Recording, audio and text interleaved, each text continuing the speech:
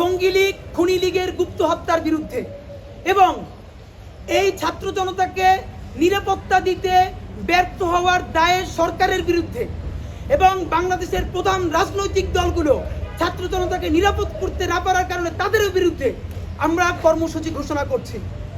আমরা 3 দিন সময় দিলাম, আজকে বৃহস্পতিবার, শুক্র এবং শনিবার, আগামী 48 ঘন্টার মধ্যে আমাদের যেই 5 জুলাই বিপ্লবী ভাইকে হত্যা করা হয়েছে, বাকি 5 জনকে মারাত্মকভাবে আহত করা হয়েছে, অন্যদেরকে থ্রেট করা হচ্ছে, জীবন নাশের হুমকি দেওয়া হচ্ছে, আগামী 48 ঘন্টার মধ্যে প্রত্যেককে গ্রেফতার করতে হবে। শুধু গ্রেফতারি না, অনতিবিলম্বে তাদের শাস্তি নিশ্চিতের ব্যবস্থা করতে হবে। গণহত্যার দায়ে আওয়ামী লীগকে নিষিদ্ধ করতে হবে। নিষিদ্ধ করার আগ পর্যন্ত আওয়ামী লীগের উপজেলা পর্যায়ের প্রত্যেক 10 জন শীর্ষ নেতৃত্বকে বাংলাদেশকে নিরাপদ করার জন্য গ্রেফতার করতে হবে। যদি আগামী শুক্র এবং শনিবারের মধ্যে না পারে, তাহলে আগামী রবিবার 22শে ডিসেম্বর রবিবার ঠিক 12টায় শাহবাগ জাদুঘরের সামনে থেকে মিছিল নিয়ে আমরা ইনকিলাব মঞ্চের পক্ষ থেকে ছাত্র জনতা প্রধান উপদেষ্টার বাসভবনের সামনে যাব ছাত্র জনতার অনশন কর্মসূচি পালন করার জন্য।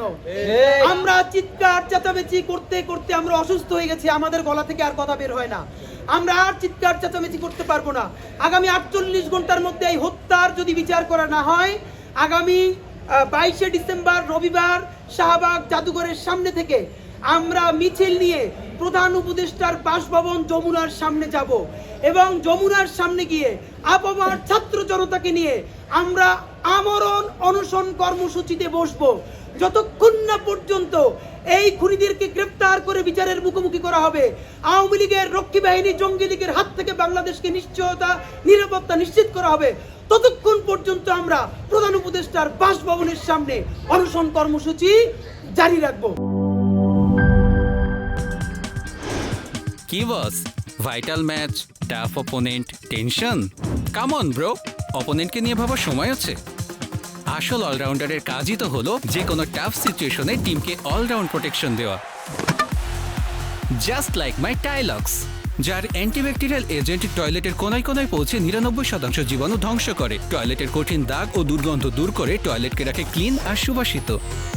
টাইলক্স টয়লেট ক্লিনার, ক্লিন মানেই টাইলক্স।